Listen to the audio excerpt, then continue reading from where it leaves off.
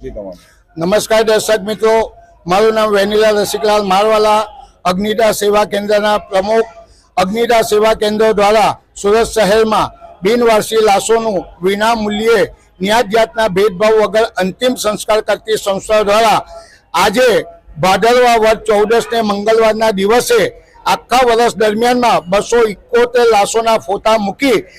હિન્દુ ધર્મ શાસ્ત્રોક્ત વિધિ અનુસાર બ્રાહ્મણો દ્વારા એમની શ્રાદ્ધ વિધિ કરવામાં આવી રહી છે. કેટલા વર્ષથી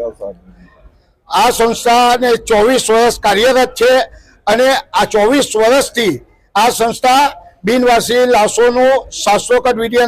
અનુસાર શ્રાદ્ધ વિધિ, 5મા મહિનામાં આર્ય સમાજ મંદિરમાં એમની શાંતિ માટે યજ્ઞ કરવામાં આવે છે. ત્યારબાદ લાવારીસ લાશોની ઓળખ થાય એ માટેના ફોટા મૂકી